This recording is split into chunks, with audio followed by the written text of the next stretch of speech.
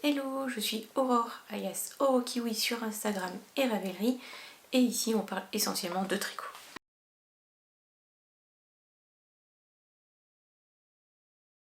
Aujourd'hui on est le 27 mars, je vais essayer de ne pas mettre un mois à faire le montage cette fois et du coup je reviens parce que j'ai des trucs à vous montrer. Donc le premier projet c'est le Wildflower Space de Melody Hoffman qui est terminé.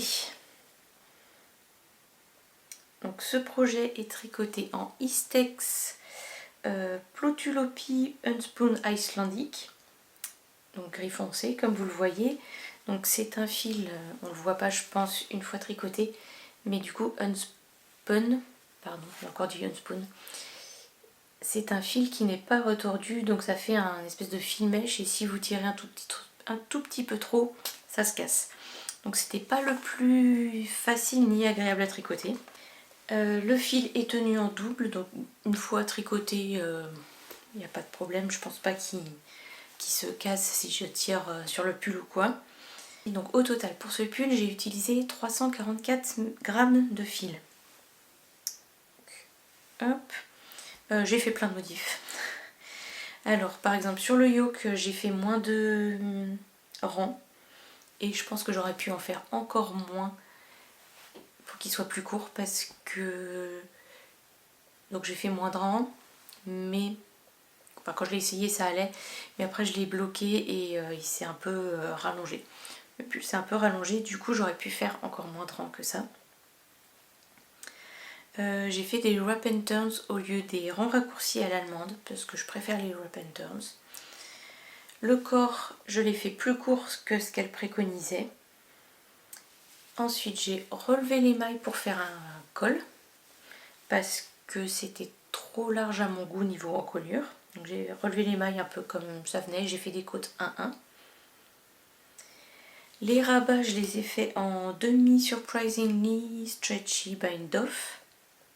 Jenny surprisingly stretchy bind off. Bref, plutôt qu'en rabat tubulaire. Déjà j'aime pas ça le rabat tubulaire, mais alors en plus là avec un fil qui casse dès qu'on tire un peu, c'était mort. Voilà, et j'ai fait le poignet plus court. Pourtant il est déjà quand même pas mal long. Voilà, et si jamais vous tricotez ce modèle en version française, faites attention, il y a des erreurs dans les rangs raccourcis avant la séparation du corps et des manches. Donc j'ai mis ce que j'ai relevé dans ma fiche Ravelry. Donc voilà, allez voir si vous pouvez être concerné, sinon prenez la version anglaise. Dans la version anglaise, il n'y a pas d'erreur. La laine, elle est un peu rêche. Alors quand on la tricote, elle est vraiment rêche. Elle s'adoucit quand même. Au premier lavage, je trouve que déjà elle s'est beaucoup adoucie, donc je pense qu'elle va continuer à s'adoucir encore. Et par contre, au lavage, j'ai eu la surprise. L'eau était vraiment à la fois laiteuse et gris foncé. Donc j'imagine que pour garder le fil mèche, ils sont obligés de mettre un produit, quoi. D'où le côté laiteux. Et gris foncé, je m'imagine que c'est la laine qui a dégorgé. Mais c'est un côté un peu dégueu. Mais bon, du coup je me suis dit que j'avais bien fait de le laver. Je vais vous le montrer, porter. Et avant de l'enlever, du coup je porte le Japan Sleeves avec son motif de dentelle sur les manches de Rory Locatelli, que j'ai fait en laine hobby. Je suis en train de me dire que celui-là je l'ai même pas essayé depuis que j'avais bloqué le corps, j'ai fait les manches après et j'ai lavé et j'ai pas réessayé depuis que j'ai lavé le pull. Donc ça va être la surprise. Est-ce que les manches se sont tellement rallongées que c'est beaucoup trop grand maintenant? Peut-être, peut-être. J'ai pas de retour, non je sais pas ce que vous verrez. Le yoke est trop bas, hein. D'accord. Il aurait fallu que je le mette là. C'est vraiment pénible. Je pense que je vais arrêter les pulls en circular yoke puisque systématiquement c'est pas ce qui me va le mieux et souvent ça tombe trop bas. Donc voilà, les manches sont un peu longues mais c'est pas déconnant. Voilà, pour un jour où il fait bien froid c'est bien. Et au pire si ça me gêne pour faire des trucs, je peux toujours remonter. C'est pas mal. Hop.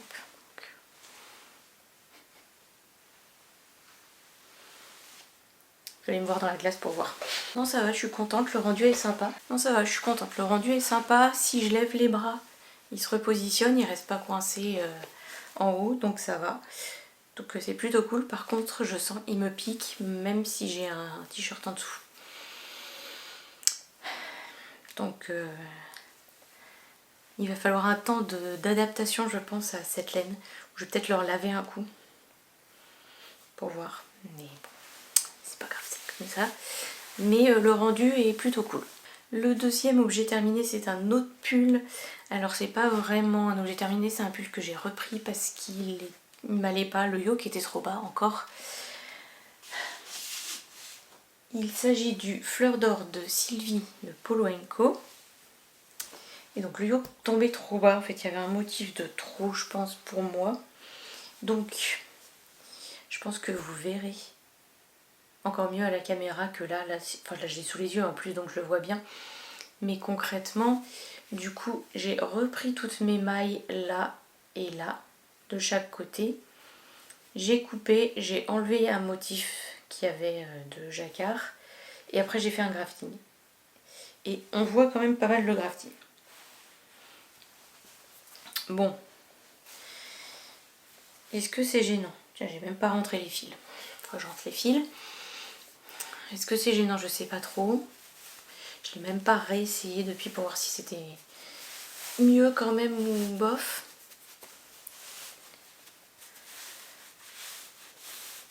Le truc c'est que si là ça va pas en fait, je vais jamais le mettre en fait. Ouais, et puis mon grafting est un peu serré. Si j'ai dû le réessayer parce que je me suis dit que ça allait, j'avais pas besoin de rallonger le corps.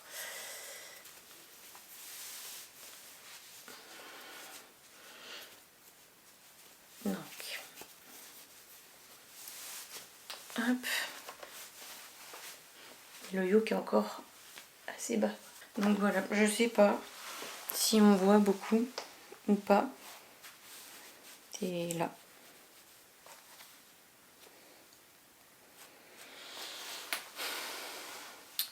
Franchement, si ça va pas, je crois que je déferai tout parce que je le mettrai pas. Ce serait dommage quand même. Je vais aller me voir dans la glace. Bon, je sais vraiment pas. Parce que concrètement, autant l'autre pull, je peux lever les bras, le pull retombe. Celui-là, si je lève les bras, ben voilà, j'ai ça. Et ça m'arrive quand même d'attraper un truc en hauteur et tout, de temps en temps. Donc s'il faut tout le temps que je le remette en place, c'est un peu chiant. Et puis on voit quand même au niveau du crafting. Donc ça pourrait à la limite se régler si je fais une espèce de broderie ou quelque chose comme ça. Mais je sais pas. Je sais pas ce que j'en fais de ce pull. C'est un peu dommage, mais bon, ça arrive, c'est pas grave. Le tout c'est est-ce que je le garde comme ça, je fais une petite broderie sur le grafting ou pas. Est-ce que ça va m'aider à le porter? Parce que en fait si je le porte pas, c'est pas la peine quoi. Dans ce cas-là, autant le détricoter et j'utiliserai la laine pour autre chose, c'est pas grave. Dites-moi ce que vous pensez et puis moi je vais réfléchir à ça et je pense que je déciderai ça l'hiver prochain. En tout cas, ces deux projets m'ont permis de terminer mon lainathlon. Donc j'ai réussi à atteindre les 5000 mètres. Voilà, je suis ravie. Et voilà. C'est déjà ça. Et le projet suivant m'a permis de terminer le cal olympique. Et donc pour le cal olympique qui était organisé par Filles de Nuages, j'ai tricoté le pull broadleaf de Wool & Pine. Alors j'ai utilisé de la laine de Tricot & Stitch, donc c'est de la Extra Fine Fingering High Twist, et du mohair et soie, coloris Christmas Sweater et Moriane. J'ai fait la taille 39 inch et donc j'ai tricoté ce pull en 5 semaines.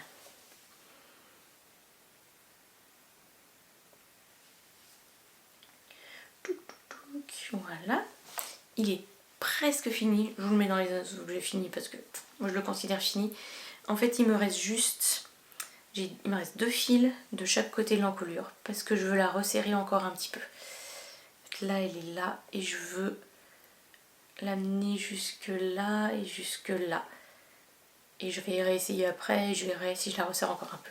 Parce que là ça tombe vraiment assez loin sur les épaules. Du coup on voit mon t-shirt en dessous. C'est pas forcément très beau. Voilà. Ou alors il faut vraiment que je réfléchisse à la couleur du t-shirt que je vais mettre en dessous. Hein. Donc au moins si je resserre un peu j'aurai plus de problème. Donc la Christmas Sweater c'est cette couleur là. Donc c'est sur cette couleur là qu'il y a la Extra Fine Fingering et mohair et soie. Vous devez voir il y a des petits poils qui s'échappent de partout. Et la Morrigan c'est la couleur contrastante qui forme le motif de brioche. Donc sur ce pull j'ai fait des erreurs, j'ai réussi à bidouiller pour que ça se voit pas trop. J'ai fait des modifs, donc j'ai fait 16 répétitions du motif au lieu de 22.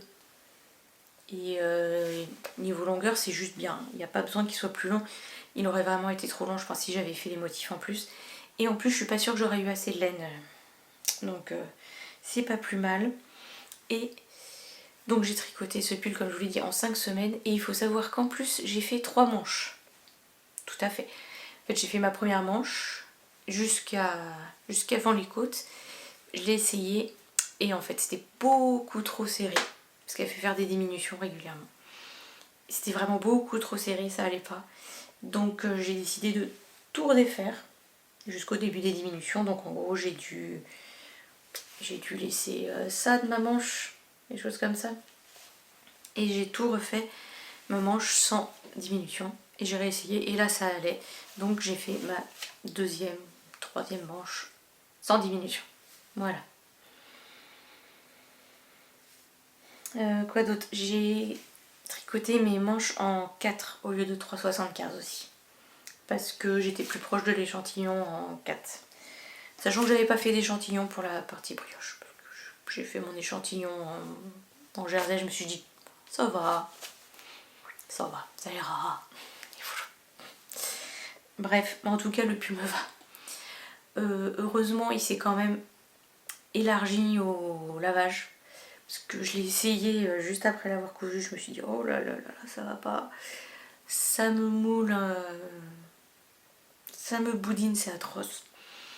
Et après le lavage, je me suis dit je vais l'étirer au blocage comme ça, voilà, on atteindra les dimensions qu'il est censé avoir. Et en fait j'ai pas eu besoin de l'étirer, j'ai juste épinglé pour que les côtés des corps soient bien droits, mais en fait j'ai pas eu besoin de l'étirer, il s'était déjà au lavage bien étendu et il n'a pas raccourci non plus. Donc juste nickel. Donc voilà, je suis très fière de moi d'avoir fait un pull pareil en 5 semaines. Le motif est pas si facile. En fait ça me demande quand même pas mal de concentration parce qu'il y a souvent des rangs de diminution, augmentation, etc. Il faut faire vachement gaffe parce que si tu te trompes, tu l'as fait sur la maille suivante ou quoi, bah ça se voit tout de suite et ça va pas. Donc le dos j'ai fait pas mal d'erreurs, le devant j'en ai moins fait et surtout j'ai plus réussi à les rattraper en cours de tricot. Et voilà, mais globalement je pense que ça se voit pas trop. Et il est plutôt beau hein.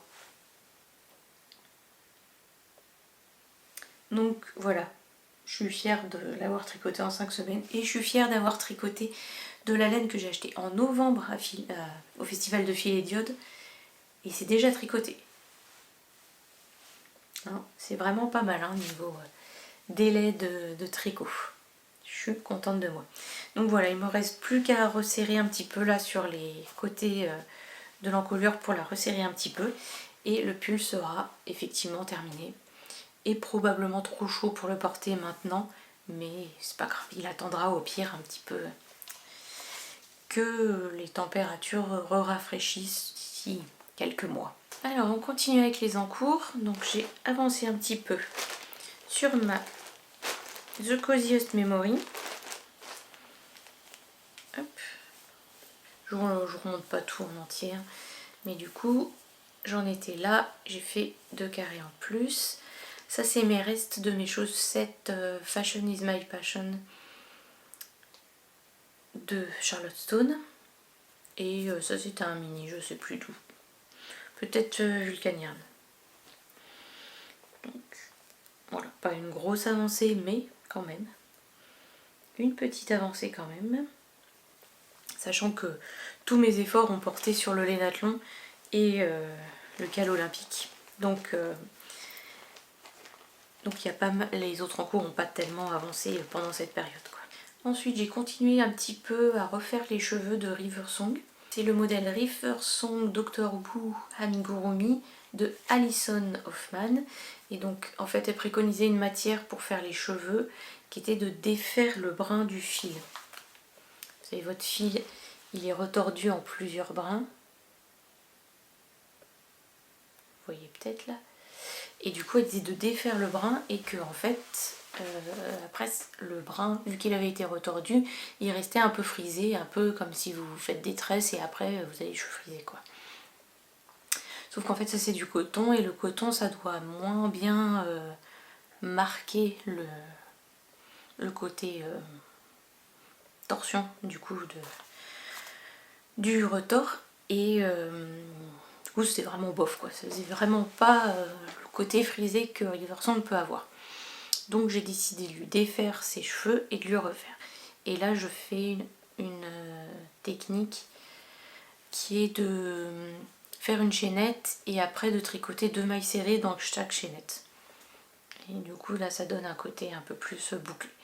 Donc mon idée c'est d'en faire un peu partout sur la tête pour lui donner une bonne chevelure bien dense.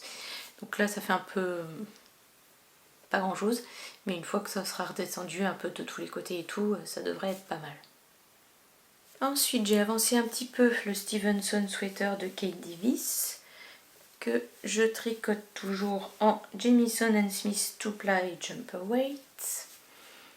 Voilà. Il a avancé un peu quand même puisque voilà, j'en étais là la dernière fois.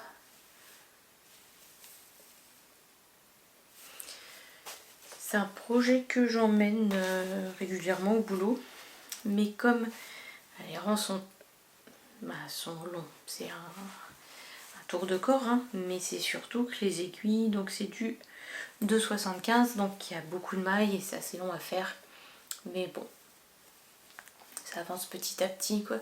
C'est pas pressé. Et puis une fois que j'aurai fini le corps, finalement, il restera plus grand chose à faire vu que c'est des manches courtes.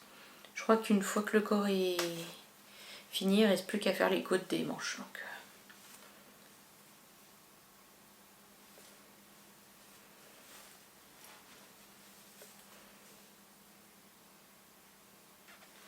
voilà, en tout cas j'aime bien le rendu. J'espère qu'il m'ira bien. Mais il est vraiment chouette niveau rendu. J'aime vraiment beaucoup. Ensuite, du coup, j'ai commencé mes chaussettes de Stone Knits, donc Charlotte Stone, dont j'ai reçu... Non, ça va pas la formulation. Ensuite, j'ai commencé les chaussettes I Heart Socks de Charlotte Stone. J'avais reçu les laines dans la box La Bergerie pour tricoter les chaussettes de Charlotte Stone de février. Mais en février, j'étais un peu trop occupée sur finir mon Lénathlon et avancer mon cal olympique, donc j'avais pas de chaussettes en cours. Mais voilà, je les ai montées cette semaine, donc j'ai juste fait les côtes de la première pour l'instant. Et là je vais pouvoir attaquer le motif avec ce deuxième fil.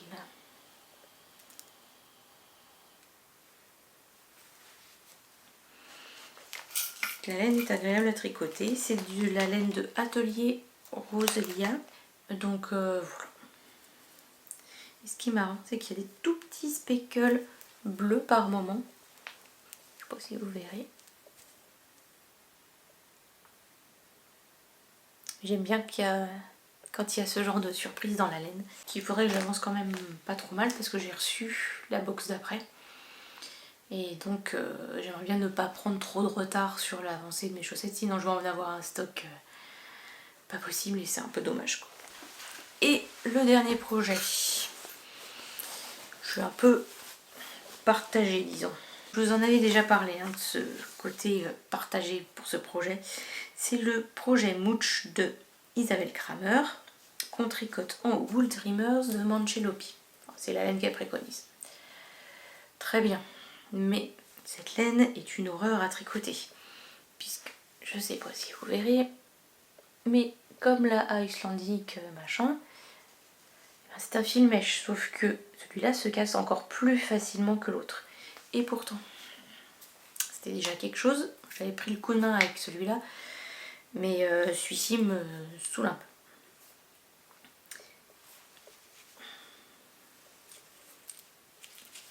Après, par contre, je pense qu'il ne devrait pas piquer plus que ça, quoi. Peut-être un peu au début, mais ça devrait aller. Mais celui-ci, c'est vraiment compliqué au point que, genre même des fois, pour prendre le bras arrière en forçant un peu, pour faire une augmentation, quoi, par exemple, si vous relevez le brin et qu'après vous prenez par le brin genre arrière ou avant, bref. Des fois, j'ai l'impression que je vais casser le fil qui est sur mon aiguille juste en passant mon autre aiguille. Ce qui est un peu embêtant. Bref, du coup, je sais pas. Je voulais aller voir le rendu du châle d'ailleurs pour voir si vraiment il me plaît ou pas. Parce que franchement, s'il me plaît pas plus que ça, j'ai envie de dire est-ce que ça vaut vraiment le coup de tricoter une laine que j'aime pas tricoter si vraiment, enfin si le rendu final en plus me branche pas plus que ça.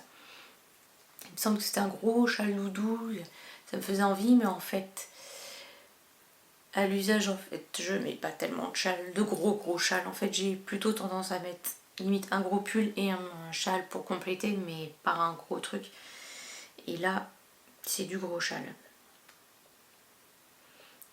Sinon la possibilité ce serait de le faire plus petit, quoi.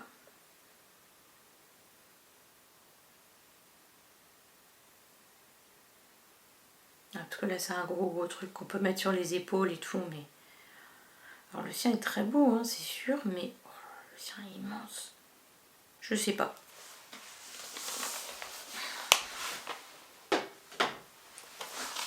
Je sais vraiment pas en fait. Est-ce que je le continue en me disant qu'éventuellement je l'arrête avant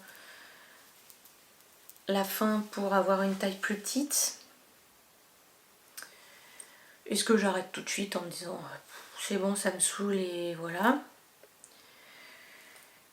Je sais pas, parce que là du coup j'en suis qu'à ma première pelote, il m'en reste 2 après celle-là encore.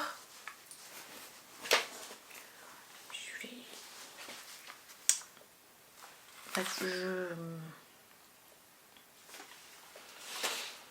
je sais pas du tout. Je pense que je vais essayer de lui donner sa chance quand même, le reprendre, essayer d'avancer dans les diagrammes, mais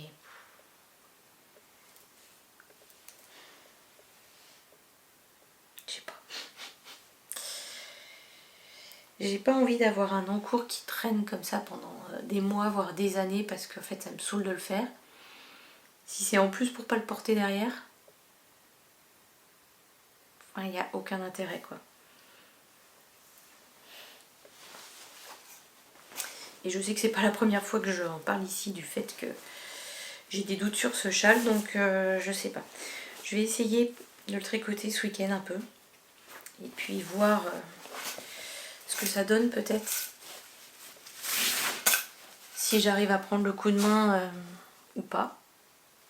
Clairement, si je prends pas le coup de main et qu'il faut tout le temps que je fasse vachement gaffe à ce que je tricote et tout,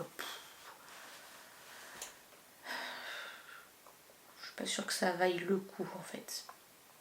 Pour moi. Peut-être que pour d'autres personnes ça vaudrait le coup, mais je porte pas tellement de gros châles. Si je l'apprécie pas plus que ça derrière, quel intérêt de passer du temps de tricot que je vais pas forcément apprécier pour porter ou ne pas porter un châle que je vais moyennement apprécier. Bon, je vais continuer à le tricoter un peu ce week-end et je vais voir si je continue ou pas après, ou si je passe sur autre chose. Parce que concrètement, par contre, j'ai bien envie de commencer le automne de je sais plus qui.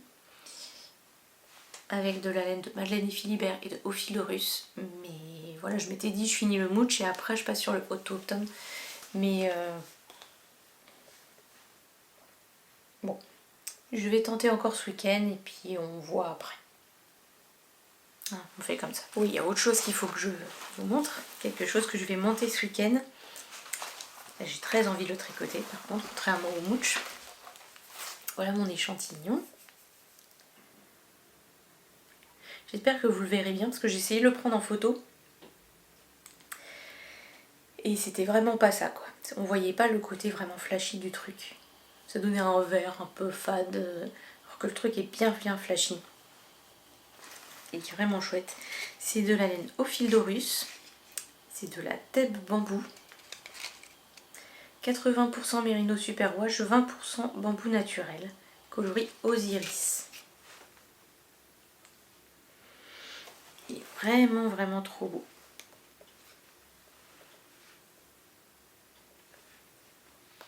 Et avec ça, je vais me faire le Traveler de Andrea Mori, qui est un sweat, du coup un pull, avec une capuche, donc avec ce motif là sur le corps. Et il y a une capuche en plus pour faire une espèce de hoodie. Et en fait, l'inspiration première vient de Bulbe Bizarre qui l'a fait faire en sample en boréal. Je crois que c'est ça sa couleur. Et je m'étais dit, je veux le même. Sauf que j'ai jamais réussi à avoir le fil boréal. En fait, je crois qu'au moment où je me suis dit, oh là là, il me le faut. En fait, elle n'a pas remis en vente cette couleur-là, sauf une fois. Et il y avait un nombre d'écheveaux limité. Et en fait, le temps que je me connecte, je me décide si je prenais autre chose ou pas, et ben il n'y en avait plus. Donc, il n'y en avait plus assez pour que je fasse le projet. Donc, j'avais cherché ailleurs et j'avais trouvé cette laine chez Ophilorus. Et du coup, ça, je le monte ce week-end. Et ça pourra éventuellement rentrer dans le cal de Andrea Mori, le Dear K March to May. Cal, quelque chose comme ça. C'est un cal qu'elle fait tous les ans où le but c'est de tricoter un pull entre le 1er mars et le 31 mai. 3 mois, franchement c'est large quand on voit que j'ai fait le broadleaf en 5 semaines. Enfin là du coup il me reste plus que 2 mois, mais bon avec la capuche ça rajoute un peu, mais vu qu'il y a ces crops, peut-être que ça peut passer. Et puis au pire c'est pas très grave, ça m'aura motivé pour le commencer et voilà. Donc j'ai ramené mon petit panier avec les choses que j'ai achetées depuis la dernière fois. Alors, on va commencer par la box La Bergerie. Du coup, celle que j'ai reçue entre temps. Donc cette fois, on a reçu la laine pour tricoter les chaussettes Home is where you park it. Et toujours de Charlotte Stone. Et donc c'est des chaussettes avec un modèle de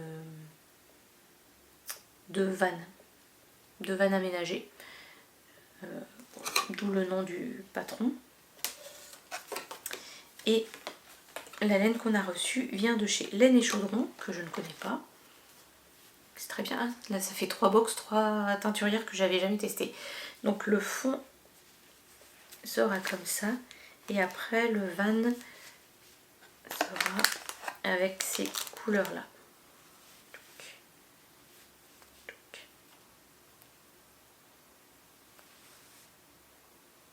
Voilà. Ensuite, en goodies, hop, on a reçu comme d'habitude le petit gâteau que je peux pas manger, puisque tout le monde envoie des gâteaux de glittering biscuits et que dans ces gâteaux il y a de l'œuf. Ce qui me frustre entre guillemets, frustrer c'est un bien grand mot, un peu, c'est que je suis allée voir sur son site et quand on va sur les gâteaux et qu'on regarde les ingrédients, il n'y a jamais écrit œuf quoi. Et là, ingrédients du biscuit, œuf, ingrédients du décor, blanc d'œuf. Bah super, mais pourquoi? Pourquoi? Il faut mettre des gâteaux sans allergènes.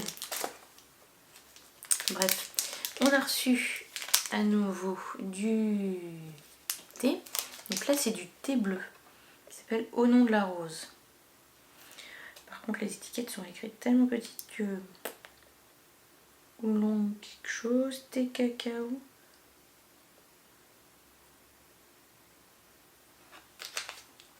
Ah, c'est écrit de l'autre côté. China Oolong, Oolong Taïguani, China Milky Oolong, bouton de rose, pétale de rose, fleur de jasmin. Alors la rose c'est pas ce que je préfère en général, mais bon, il faut voir. On sait jamais, puisque l'autre fois il y avait un avec de l'orange et l'orange en général je suis pas forcément fan et en fait c'était nickel. Donc on sait jamais. Et il y a ces petits embouts qui sont très mignons. Voilà. Donc ce serait bien que je me dépêche un peu de faire les Higher Socks pour faire ensuite les Home is Where You Park It, pour ne pas prendre trop de retard avant de recevoir la prochaine box bientôt. Probablement bientôt. Les achats qui viennent de Nantes. Je suis pas allée à Nantes, mais j'ai acheté 2 choses chez des créatrices de Nantes. J'ai acheté 2 kits chez... Enfin 2 kits. Un écheveau autorayant plus un mini. Chez Le Bruit des Aiguilles. Donc ça c'est la Fingering 75-25, 75% Merino Superwash, 25% nylon, 100 g pour 400 mètres, coloris HAL. C'était un coloris qu'elle arrêtait et qui me plaisait bien, donc je me suis dit que j'allais le prendre. Et avec j'ai pris un mini qu'elle appelle noir mais qui en fait est gris foncé pour aller avec.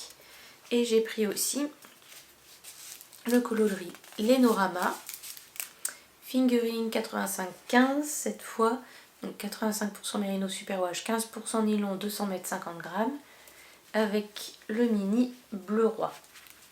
Et ce qui est pratique, c'est que sur son site, quand vous allez sur les autorayons, elle a dans la fiche, il y a écrit les minis qu'elle conseille pour aller avec.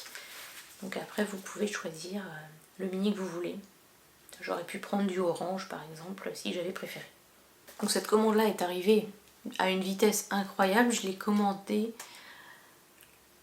je crois que c'était un mardi midi. Le mercredi matin, c'était au Mondial Orlais. Incroyable. Mais les colis qui viennent de Nantes jusqu'à Brest, ils vont toujours hyper vite parce que Laine et Tricot, elle est dans ce coin-là aussi. Et ça va toujours hyper vite les livraisons. Donc c'est bon à savoir. Si j'ai un besoin de laine hyper rapide, il faut que je commande chez quelqu'un qui est à Nantes. Peut-être que ça marcherait aussi avec Maison Corlaine.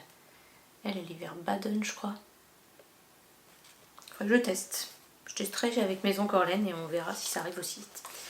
Bref, et ensuite, un autre truc qui vient de Nantes, et alors, qui est lié au Bruit des Aiguilles, puisque dans une de ses vidéos qu'elle a faites récemment, elle a montré un sac à projet qui avait été fait par une personne avec qui elle va au tricoté, qu'elle voit au tricoté en tout cas, et je l'ai trouvé trop beau. Et en fait c'est quelqu'un chez qui j'avais déjà acheté du coup un sac à projet, et je me suis dit bah si elle a le sac avec le même tissu, je vais en prendre un. Et effectivement elle a mis un sac avec le même tissu, qui est donc celui-là, et du coup bah je l'ai pris. J'ai pas cherché. Donc c'est un sac qui claque un peu. Je vous ai montré l'autre que j'avais. Donc il y a un autre tissu contrastant à l'intérieur. Et hop.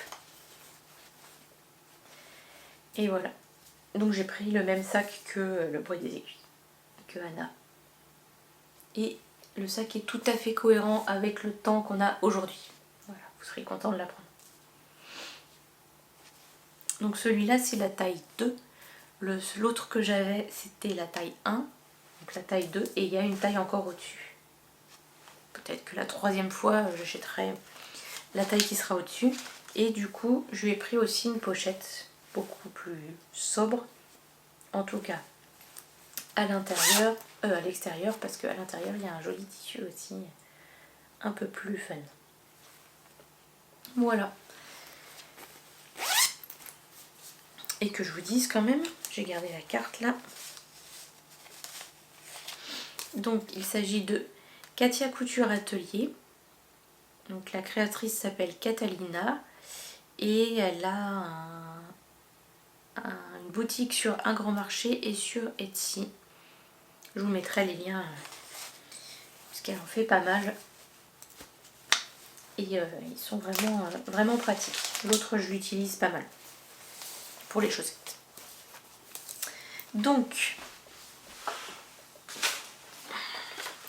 c'est tout pour les achats venant de Nantes. Et donc j'ai fait un tour à Lyon en début de mois pour aller au festival Yggdrasil. Si vous êtes allé au festival Yggdrasil, vous savez que ça avait été complètement dingue. C'est un festival autour de l'imaginaire, donc science-fiction, fantasy, etc. Et c'est immense, quoi. Pour les Brestois, si vous êtes allé au Geek Days, c'est les Geek Days fois 10 à peu près. C'était dingue. Quand vous rentriez, il y avait un squelette de dragon de 20 mètres de long, entièrement imprimé en 3D. Truc de dingue. Et il y avait de la déco des dragons partout, d'autres décos de trucs dingues. Il y avait un Groot taille réelle, j'imagine. En fait, selon les endroits, chaque endroit était un peu orienté sur un univers, genre plus science-fiction. Il y avait un côté plus fantasy, et du coup plus féerique peut-être un peu, avec des artisans liés ou des assos. Il y avait une asso qui avait genre un décor de Porte des Étoiles et on pouvait, ils avaient des blousons etc liés avec Stargate et on pouvait se faire prendre en photo devant la Porte des Étoiles. C'est rigolo. Il y avait des gens qui faisaient des démonstrations de combat au sabre laser. J'ai vu R2D2 en personne. Plein de trucs, des artisans qui faisaient des petites figurines pour les jeux de rôle par exemple. Alors certains imprimés en 3D, mais d'autres en pâte fimo, modelés et tout à la main. Un truc de dingue. Il y avait des bijoux, il y avait bref, tout un tas de trucs, des vêtements. On est revenu avec une cape d'elfe. Bref, c'était vraiment complètement dingue. Il y avait plein de gens déguisés, costumés. C'était vraiment dingue. Il y avait un monsieur d'un certain âge, je dirais peut-être une 60aine d'années, qui était habillé en Mandalorian. Et il y avait, j'imagine, son épouse avec lui, qui était en fauteuil roulant et qui du coup avait un bonnet pour faire comme si elle était Grogu, bébé Yoda, quoi. Ce qui était vraiment très chouette. Et puis il y avait plein de gens, il y avait des filles habillées en princesse, il y avait des gens habillés en steampunk. Donc le steampunk c'est un peu les gothiques, mais pas côté romantique noir, plutôt côté révolution industrielle, donc cuir, marron, cuivré, bois, vous voyez. Il y a un lien entre les deux, mais quand même on fait bien la différence, quoi. Et beaucoup de steampunk, c'était vraiment classe. Bref, c'était vraiment génial. Une bonne ambiance. J'avais pris le pass de jour en me disant bon, on sait jamais, c'est pas beaucoup plus cher. Bon, au pire, on n'y va qu'une journée et voilà. Et en fait, on y allait les 2 jours. Et c'était vraiment très chouette, quoi. Une très bonne ambiance. Et peut-être qu'un jour, on y retournera. Mais on rêve d'un truc comme ça à Brest, hein. Mais bon, vu qu'on est au bout du bout, c'est un peu plus compliqué, je pense, que d'organiser ça à Brest qu'à Lyon. Bref, peut-être un jour. Mon hôtel était pas loin de la mercerie Pompon Girl. Si vous regardez et suivez Bulbe Bizarre et Fille de Nuages, vous avez vu qu'elles sont allées chez Pompon Girl aussi il y a quelques jours. Donc c'est rigolo de les voir passer là où j'étais il y a quelques semaines. Donc moi j'ai acheté chez elle de la Lange 1000 coloris Socks Lace and Lace Luxe.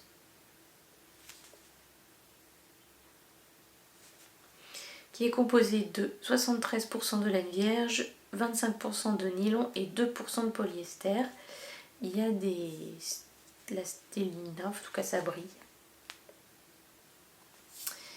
Et voilà, il y a un rendu de ce que c'est censé rendre. J'aimais bien le côté un peu flashy. Donc voilà. J'ai pris ça. J'ai résisté à prendre plein d'autres trucs, hein, notamment la Spin Cycle. Je crois que c'est une voire la seule revendeuse en France, je crois. Donc j'ai résisté hein, quand même, mais bon. Elle est un peu chère la Spin Cycle et vu que j'avais besoin de rien concrètement, voilà, c'était aussi bien de résister. Bref, et j'ai aussi pris donc un petit patch de goéland. Faut croire que quand je m'éloigne de Brest, je suis en manque de goéland. Donc voilà. Et ça y est, il va falloir que je l'ouvre pour vous montrer parce qu'on ne voit pas grand chose. J'ai pris des embouts d'aiguilles trop mignons. Loutre.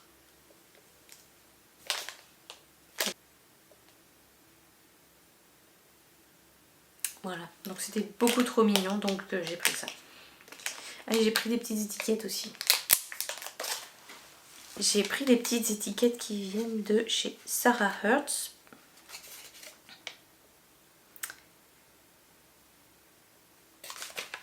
Donc il y en a deux différentes. Il y en a... Ah mais non, en fait c'est les mêmes mais... Je suis con. Non, en fait c'est les mêmes mais juste selon le côté où vous regardez, il n'y a pas écrit la même chose. Donc là, sur celle-ci, de ce côté-là, il y a écrit Made with Magic.